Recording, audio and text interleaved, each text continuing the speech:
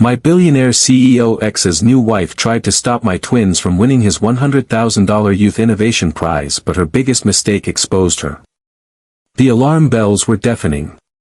Sparks shot from my 14-year-old twins' prototype as 300 people watched in horror. Smoke filled the Nova Ridge Convention Center stage. My children's faces crumbled from confidence to devastation in seconds.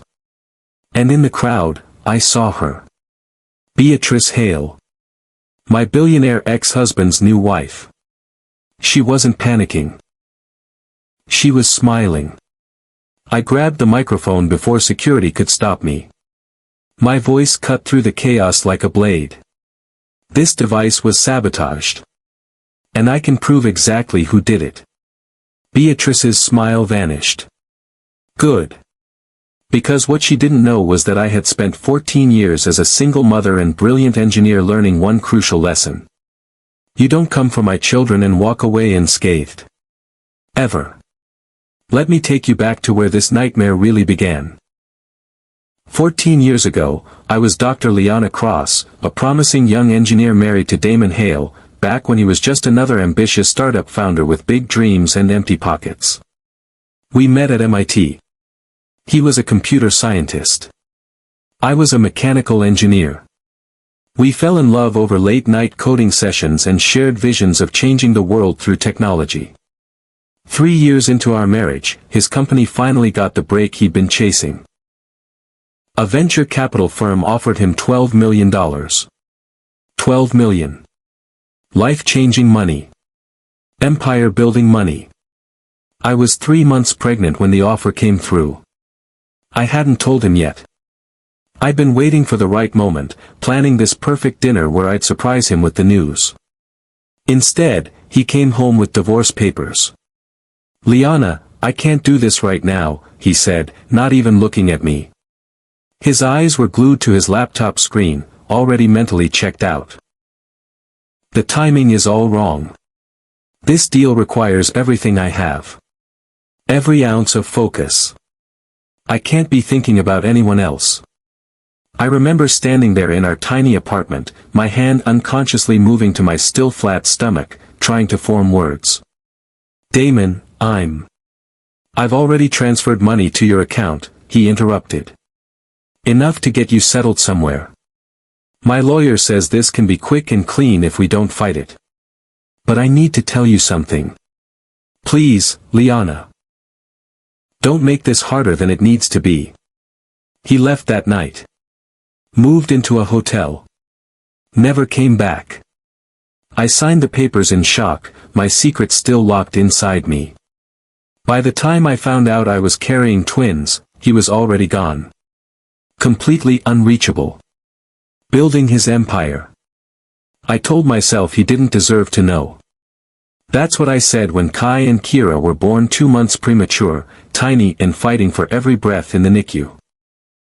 That's what I said when I defended my doctoral dissertation with a breast pump in my bag and 2 4-month-old babies at home with my exhausted mother. That's what I said through every birthday, every first day of school, every parent-teacher conference where I sat alone. Damon didn't deserve to know he had children. But the truth was more complicated. The truth was I was protecting them from the rejection I'd felt. From knowing their father had chosen money over family before they even existed. Fast forward 14 years. My twins were extraordinary. Kai had his father's analytical mind and an intuitive grasp of systems that astounded his teachers. Kira possessed a creative genius for problem solving that had already earned her publication in a junior engineering journal at age 13. Together, they were unstoppable. 18 months ago, they came to me with an idea. A solar panel design that could increase energy conversion efficiency by 42% using a lattice structure they'd theorized. I helped them build a prototype in our garage workshop, using salvaged materials and components I bought with my modest university salary. The NovaGen Youth Innovation Trials represented everything we'd worked toward. $100,000 in prize money. Automatic admission to the Helix Institute, the most prestigious STEM academy in the country. Scholarships. Opportunities.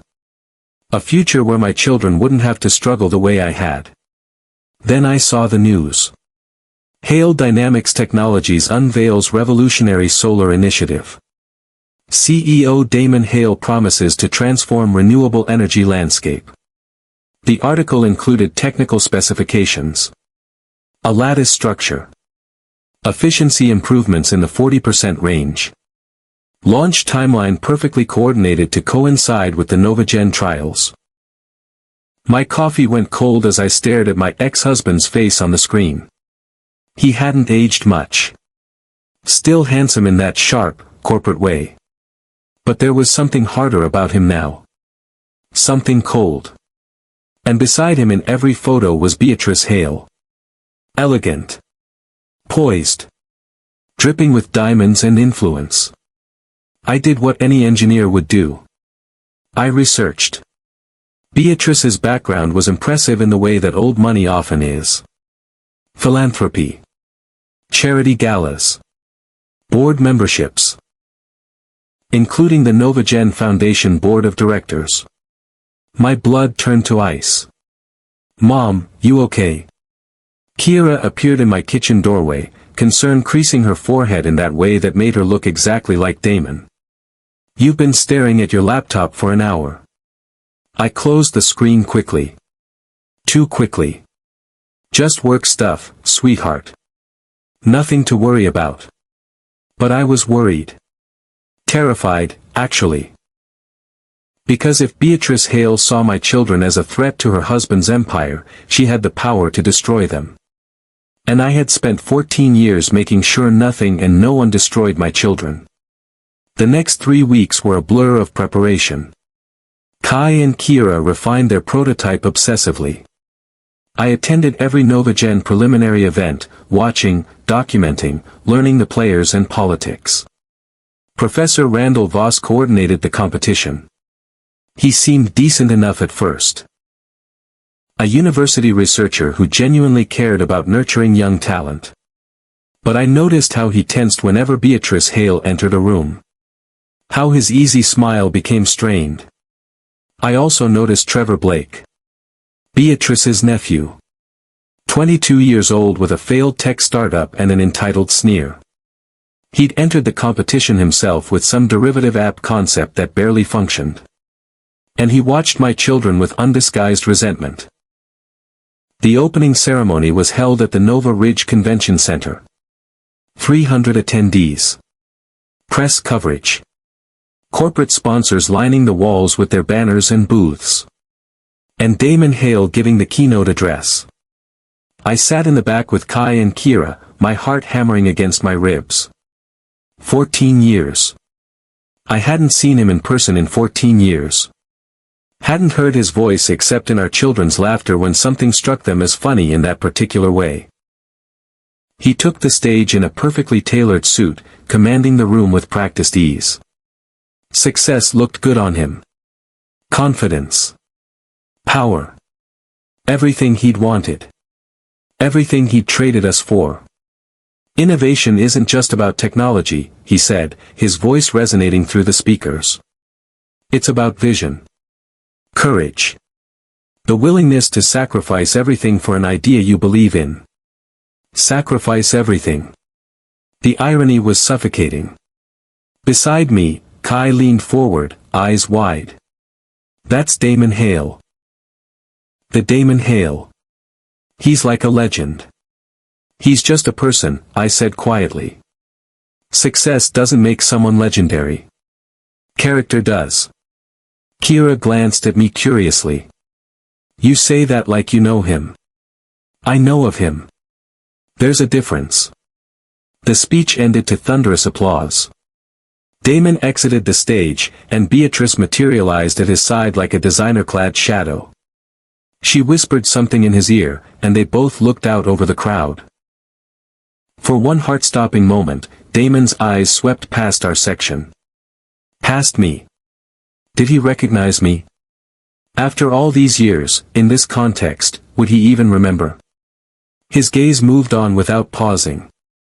No recognition. No hesitation. I was invisible to him.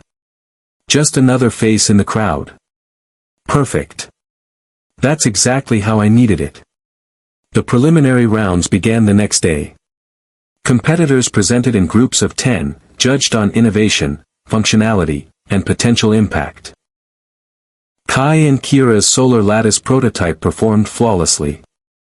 The judges' faces lit up as efficiency metrics exceeded expectations. Professor Voss took detailed notes, nodding with what looked like genuine excitement. But Beatrice Hale stood behind the judges' panel, arms crossed, watching my children with cold calculation. After their presentation, she approached Professor Voss. I was close enough to hear her perfectly modulated voice. "Interesting design," she said. "Though I wonder about the validity of those efficiency claims. Perhaps more rigorous testing is warranted before advancing them to finals." Professor Voss frowned. "The data is solid, Mrs. Hale. These children clearly understand. I'm sure they're very bright. I'm simply suggesting we maintain high standards. We wouldn't want to embarrass the foundation by promoting something that can't deliver on its promises." It wasn't a suggestion. It was a threat wrapped in silk. Professor Voss swallowed hard. "Of course. I'll review everything carefully." I watched this exchange from across the room, my jaw clenched so tight my teeth ached. Kira tugged my sleeve. "Did we do okay, Mom? That lady looked like she didn't like our presentation." I forced a smile. "That lady doesn't matter. Your work speaks for itself." But my daughter was perceptive. "She's married to Damon Hale, right? I saw them together in the program." "Yes." "Do you think she influences the judging?" Out of the mouths of 14-year-olds. I met Kira's intelligent green eyes, Damon's eyes, and decided honesty was better than false comfort. Powerful people often try to influence things. But we have something she doesn't. The truth. And eventually, the truth wins. I hoped I wasn't lying to my daughter. The finals were scheduled for Friday evening. 3 days away.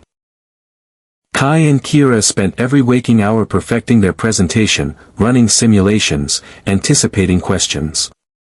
I spent every waking hour planning for contingencies they couldn't imagine. I purchased a small body camera.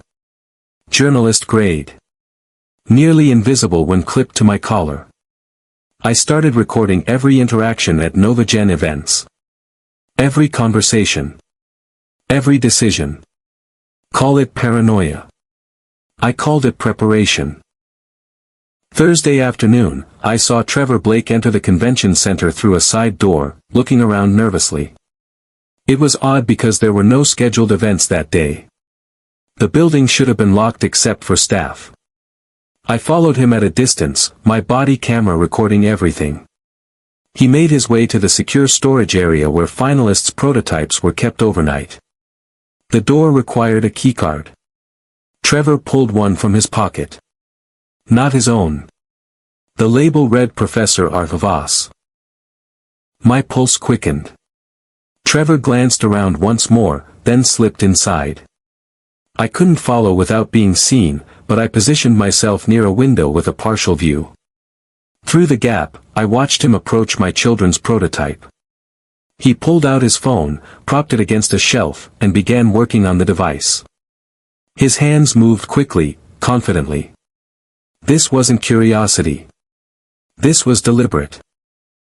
After 10 minutes, he left, tucking Professor Voss's keycard back in his pocket and exiting through the same side door. I stood there, shaking with rage, reviewing the footage. It was clear. Undeniable. But confronting him now would only tip our hand. I needed more. That evening, I knocked on Professor Voss's office door at Nova Ridge University. He answered looking tired, worried. Dr. Cross. I wasn't expecting. Your keycard, I interrupted. When did you last see it? His hand went to his pocket reflexively. It's right, his face paled. It's gone. I had it this morning at breakfast. Trevor Blake used it this afternoon to access the prototype storage. I have video. Professor Voss sank into his desk chair. Oh God. You knew something was wrong, I said. It wasn't a question. He nodded miserably. Beatrice approached me 2 weeks ago. Suggested that certain competitors might not be suitable for advancement. Offered a consulting position with Hale Dynamics if I helped maintain standards. I told her I couldn't compromise the integrity of the competition. But she didn't accept that answer. She implied there would be consequences. For my career. My research funding. He looked up at me with haunted eyes. I have 2 kids in college, Dr. Cross. I need this job. I understood the pressure. I'd lived under similar threats for 14 years. But understanding didn't mean accepting. What did you tell her? Nothing.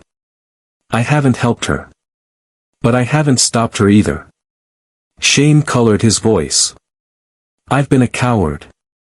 I pulled out my phone and showed him the footage of Trevor. Tomorrow during finals, my children's prototype is going to fail.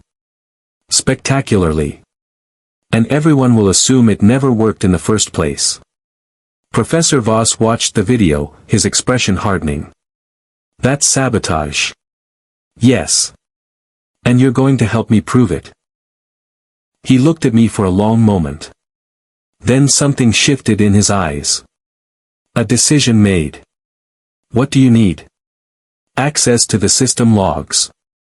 Time-stamped data showing exactly when Trevor accessed the storage and what he did. And your testimony when this goes public.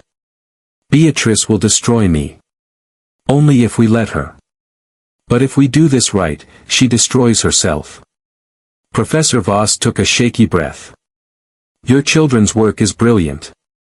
Genuinely revolutionary. They deserve to win on merit. Then help me make sure they can. He nodded. I'll pull the logs tonight. But Dr. Cross, if we're going up against Beatrice Hale, we need to be absolutely certain. She has lawyers, money, influence. I have something better. I have the truth. And I'm really good at documenting it. Friday arrived with terrible inevitability. Kai and Kira were vibrating with nervous energy, running through their presentation one final time in our hotel room. Remember, I told them, no matter what happens today, I am incredibly proud of you both. Your work is extraordinary. Nothing can change that. Kai frowned. Why does that sound like you're expecting something bad to happen? Because I was. Because I knew exactly what Beatrice had planned. But I couldn't tell them that without revealing everything else. The sabotage. Their father. The whole toxic web. I'm just saying that the outcome doesn't define your worth. You've already won in the ways that matter. Kira hugged me. We're going to make you proud, Mom. You already have, sweetheart. Every single day. The convention center buzzed with anticipation. Finalists prepared in holding areas while attendees filled the auditorium. I spotted Beatrice in the front row, perfectly composed in a cream suit that probably cost more than my car. Damon sat beside her, scrolling through his phone with practiced disinterest. Professor Voss caught my eye from near the judges' panel and nodded slightly. He'd pulled the logs. We had our evidence ready. But first, we had to let the sabotage play out. We had to let them think they'd won. Trevor Blake presented first. His app demo was mediocre at best, plagued with bugs and limited functionality. The judges looked unimpressed.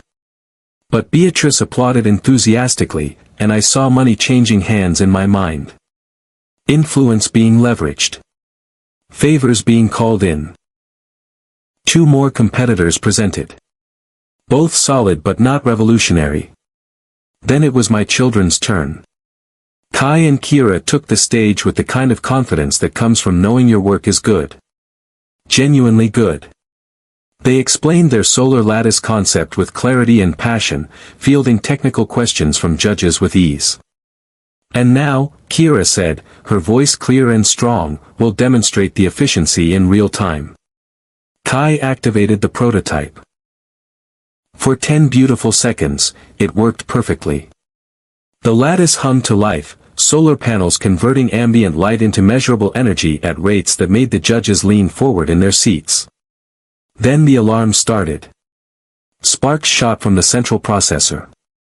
Smoke billowed. The efficiency metrics plummeted into the negative.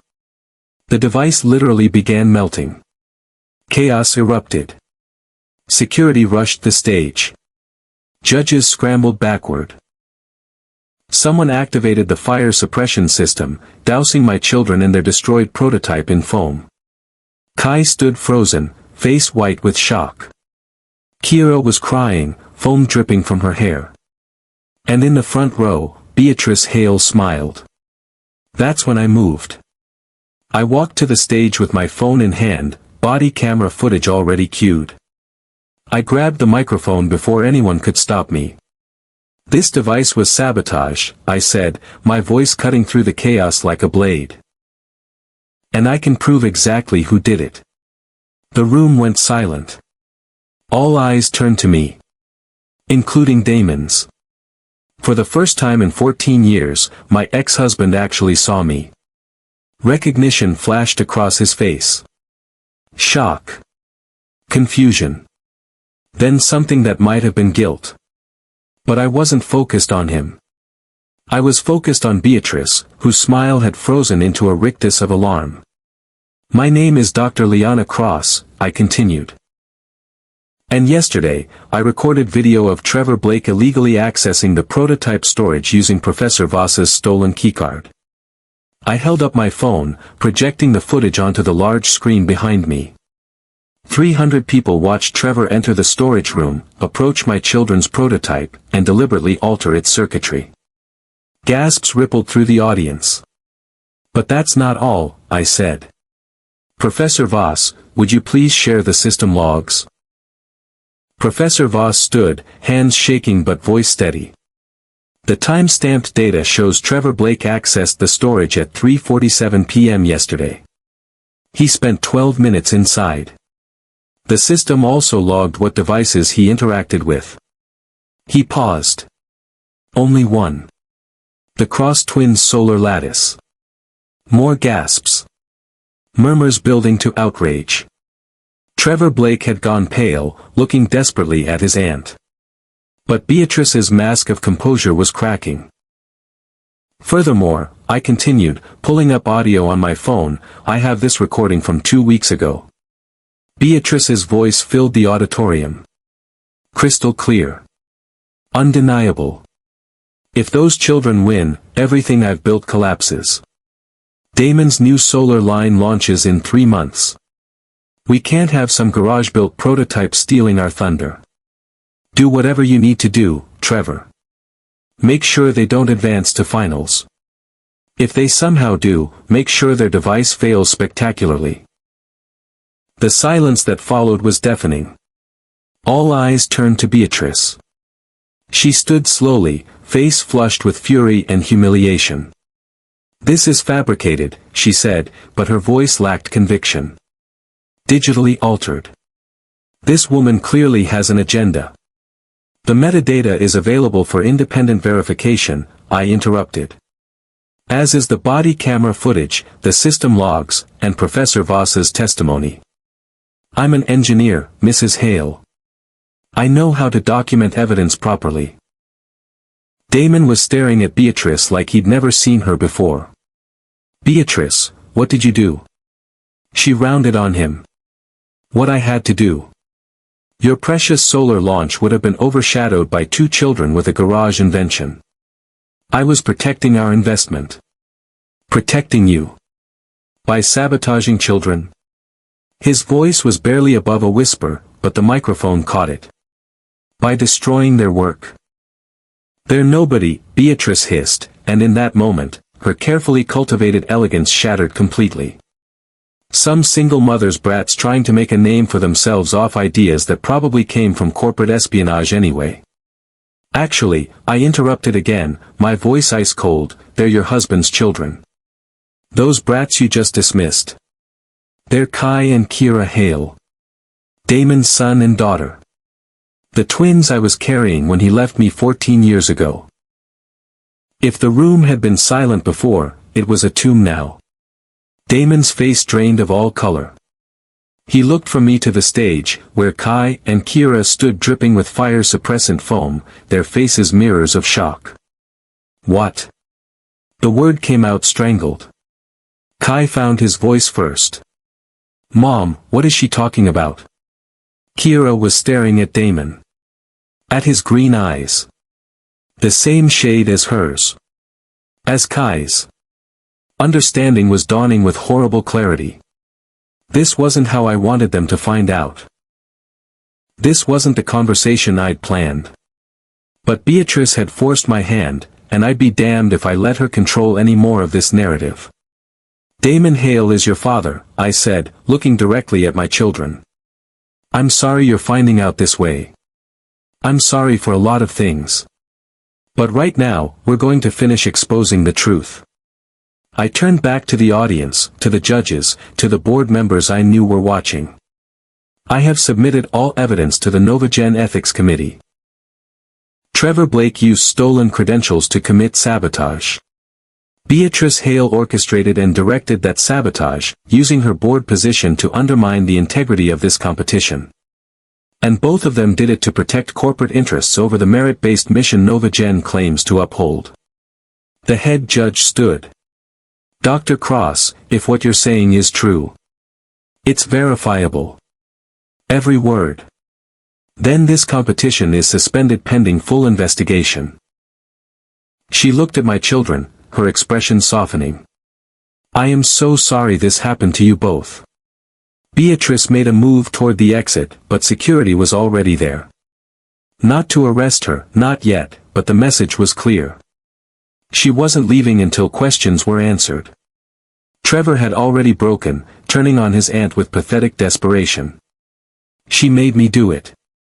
She said if I helped her, she'd fund my next startup. She said those kids didn't deserve to win anyway. Shut up, Trevor, Beatrice snapped. But it was too late. The foundation of lies was collapsing, and she was buried beneath it. I walked off the stage and went directly to my children. They were still standing there, shell-shocked and dripping. Mom, Kira whispered. Is it true? Is he really? Yes. And I know you have a million questions, and I promise I'll answer every one. But right now, I need you to know something. I pulled them both into a fierce hug, not caring about the foam soaking my clothes. You are brilliant. You are talented. You are good. And what happened here today wasn't your fault. None of it. Kai was shaking. With anger or shock or grief, I couldn't tell. Maybe all three. He left us, he said. Before we were even born. He left me, I corrected gently. He didn't know about you. I never told him. Why not? Because I was hurt and angry and scared. Because I wanted to protect you from rejection. Because I made mistakes too. It's complicated, sweetheart. And we'll talk about all of it. I promise. Damon was approaching. Security tried to stop him, but I shook my head. This conversation needed to happen, whether I wanted it to or not. He stopped a few feet away, looking at Kai and Kira like they were miracles and tragedies combined. I didn't know, he said, his voice breaking. Liana, I swear, I didn't know. I know you didn't. I never told you. Why? The question was raw with pain. Because you made it very clear you didn't want family in your life. You chose your empire. I chose to protect them from that rejection. I would have, he stopped, because we both knew that was a lie. 14 years ago, he wouldn't have stayed. He would have resented them, resented me, and that resentment would have poisoned everything. But that didn't make this moment any less painful. Kai stepped forward, and I saw 14 years of questions in his eyes. Did you ever wonder about her? About Mom? Did you ever regret leaving? Damon's face crumpled. Every day. Every single day. I told myself I was building something important, something that mattered. But I was just running. From commitment. From love. From everything that actually makes life worth living. And now?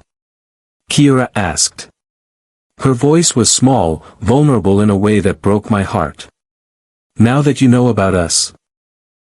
Damon looked at me, silently asking permission. I nodded slightly. Now I want to know you, he said. If you'll let me. I can't change the past. I can't give you back 14 years. But if there's any chance you'd allow me to be part of your future, I would be honored. And grateful. And I would spend every day trying to be worthy of you. It was a pretty speech. But my children were smart, and they'd been raised to value actions over words. We'll think about it, Kai said finally. It wasn't forgiveness. But it was possibility. And for now, that had to be enough. The investigation moved quickly. With the evidence I'd compiled, there was no wiggle room for Beatrice or Trevor. The NovaGen board held an emergency meeting that evening. By midnight, the decision was announced. Trevor Blake was permanently banned from all NovaGen programs and competitions.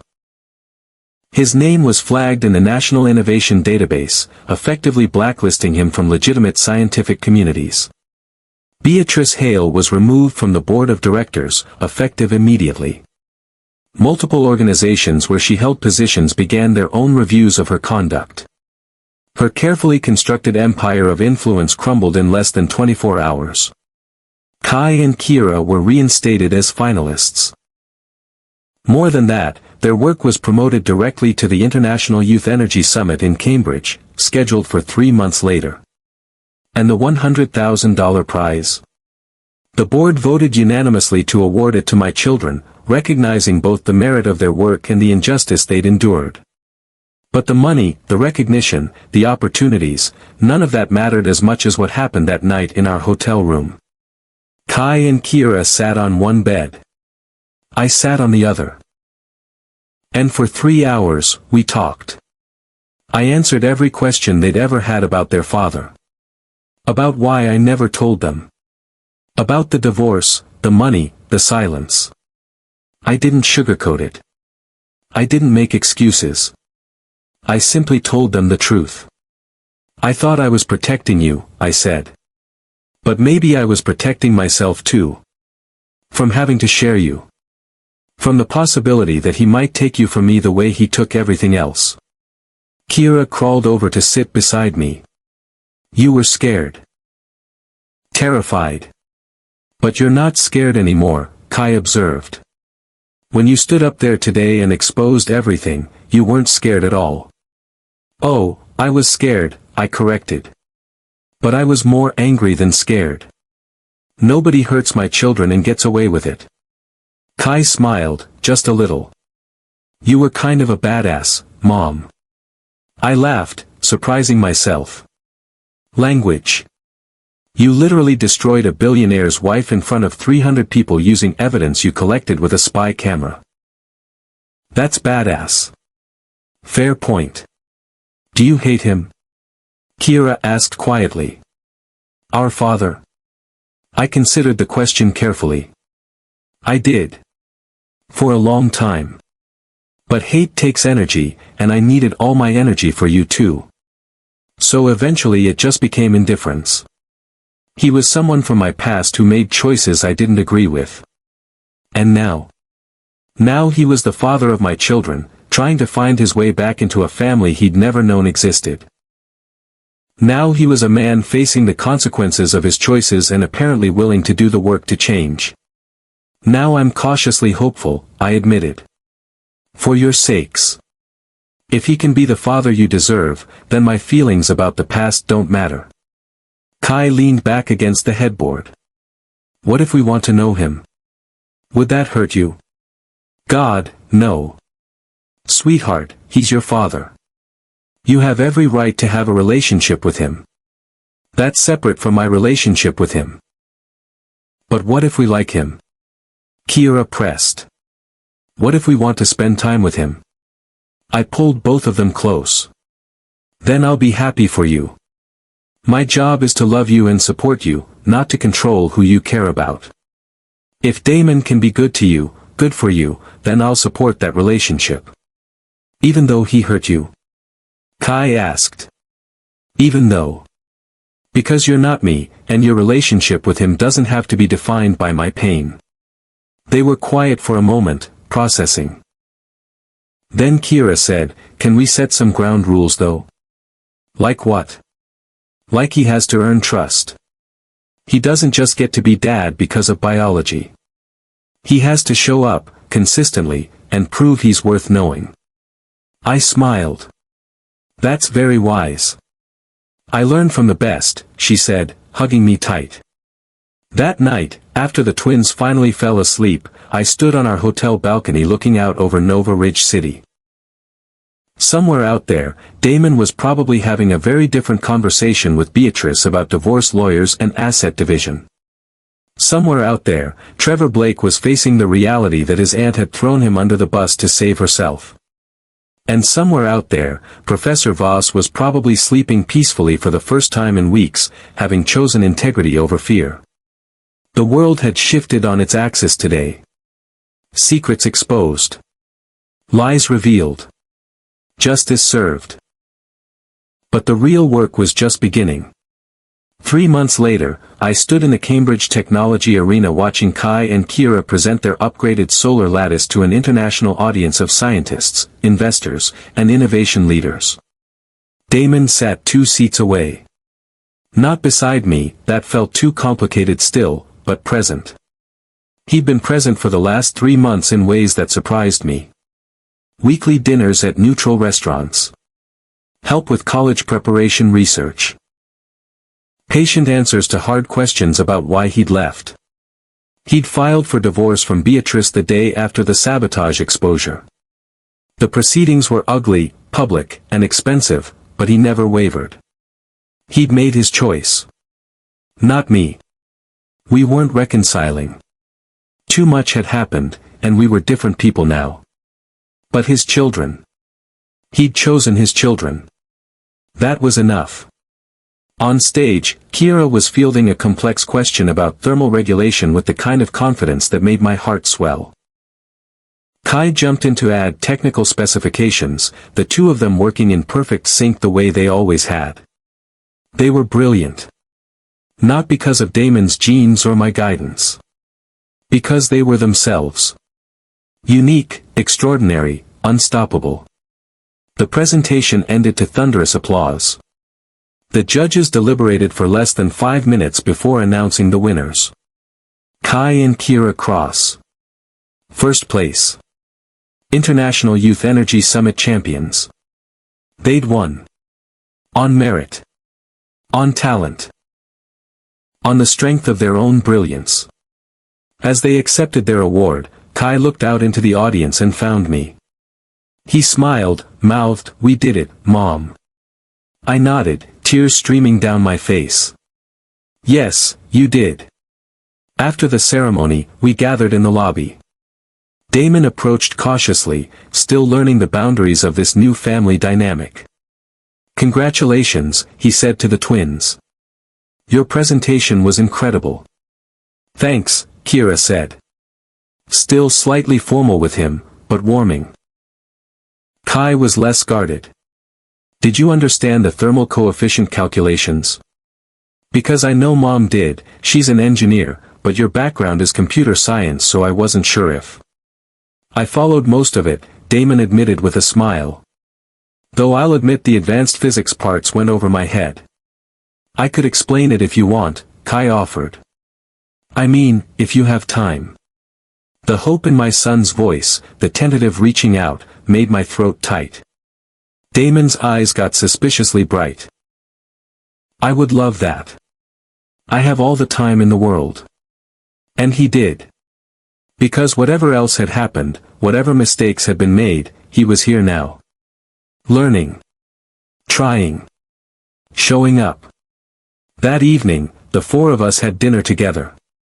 Just dinner, nothing dramatic, but it felt significant anyway. Like we were building something. Not the family we might have been 14 years ago, but the family we could be now. So, Kira said, twirling pasta on her fork, we've been talking, and we have some conditions if you want to keep doing this family thing. Damon set down his water glass. Okay. I'm listening. Kai pulled out his phone and opened a notes app. First, honesty. Always. Even when it's hard or uncomfortable. Agreed, Damon said immediately. Second, consistency. We need to know we can count on you. That means showing up when you say you will and communicating if plans change. Absolutely. Third, Kira continued, respect for Mom. You don't get to criticize how she raised us or make decisions about our lives without consulting her. She's been here from day one. Damon looked at me, something warm and regretful in his expression. I wouldn't dream of it. Your mother is extraordinary. Everything you are is because of her. And fourth, Kai finished, you have to let us move at our own pace. We're not going to call you Dad tomorrow. Maybe not for a long time. You have to be okay with that. Damon nodded slowly. I am. I understand I need to earn that title. And I'm willing to do the work for as long as it takes. The twins exchanged glances, some silent communication passing between them. Okay then, Kira said. We're willing to try. It wasn't a fairy tale ending. There was no magical reconciliation, no instant family bliss. But it was real. Honest. Built on truth instead of illusions. And for the first time in 14 years, I felt like maybe, just maybe, we were exactly where we were supposed to be. 6 months after Cambridge, I received an email from Professor Voss. He'd been offered the director position at a prestigious innovation institute, largely because his testimony in the Beatrice Hale scandal had demonstrated integrity under pressure. Thank you, his email said, for giving me the courage to do the right thing. You saved those kids' dreams, but you also saved my conscience. I won't forget it. I replied simply, you saved yourself. I just gave you the opportunity. Kai and Kira started at the Helix Institute that fall. They called home every week, bursting with stories about their classes, their research opportunities, the other brilliant students they befriended. And once a month, Damon visited them on campus. Sometimes I went too. Sometimes I let him go alone, trusting him to build his own relationship with our children. It was messy and complicated and imperfect. It was also beautiful. Because here's what I learned through all of this. Justice doesn't always come easily. Sometimes you have to fight for it, document it, expose it to the light. Sometimes you have to be willing to stand on a stage in front of hundreds of people and reveal uncomfortable truths. But it's worth it. My children's dreams were worth fighting for. Their future was worth protecting. And the truth, no matter how painful, was worth telling. Beatrice Hale learned that the hard way. Her influence evaporated when her corruption was exposed. Her marriage ended in a very public divorce. Her carefully constructed image shattered beyond repair. Some might say I destroyed her. I prefer to think she destroyed herself. I just held up a mirror. Trevor Blake bounced between failed ventures for a while before eventually disappearing from the tech world entirely. Last I heard, he was working in sales somewhere, far from innovation and even further from the spotlight he'd craved. And Damon? Damon stepped back from daily operations at his company to focus on being present for his children. He sold the solar line he developed, the one that had started this whole nightmare, and donated the proceeds to NovaGen's scholarship fund for underprivileged young innovators. He couldn't give back the years he'd missed. But he could help other kids get the opportunities his children almost lost. It was a start. As for me, I'm still Dr. Liana Cross, still teaching, still researching, still fighting for the things that matter. But now I'm also something else. I'm the mother who stood up to power and won. The woman who protected her children against impossible odds. The engineer who documented evidence so thoroughly that corruption had nowhere to hide. And I'm okay with that legacy. My children are thriving. My ex-husband is learning what it means to be a father. And I'm building a life defined not by past pain, but by present purpose. That's the real victory. Not the prize money or the recognition or even the justice we won. The real victory is knowing that when my children's dreams were threatened, I didn't back down. I didn't stay silent. I didn't let wealth or influence or fear intimidate me into acceptance. I fought back. And I won. So if you're watching this and you're facing your own impossible battle, remember this. Truth is powerful. Evidence is unstoppable. And a mother protecting her children is the most formidable force in the universe. Don't let anyone tell you otherwise.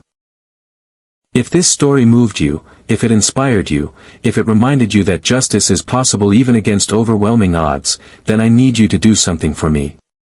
Hit that subscribe button for Mr. Steven's Stories, because we're building a community here of people who believe in truth, integrity, and the power of standing up for what's right.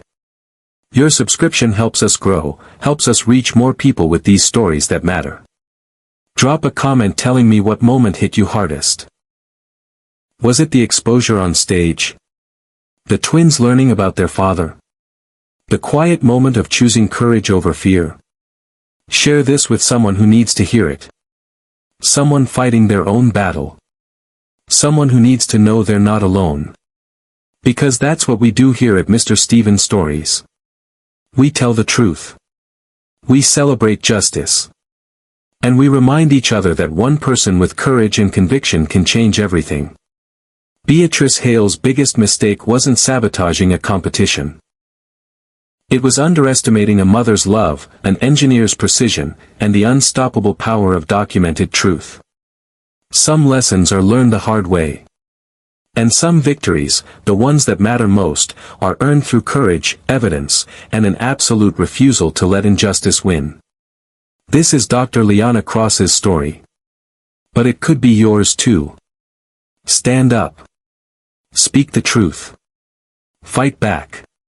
And never, ever underestimate what a determined mother can do when someone threatens her children. Never.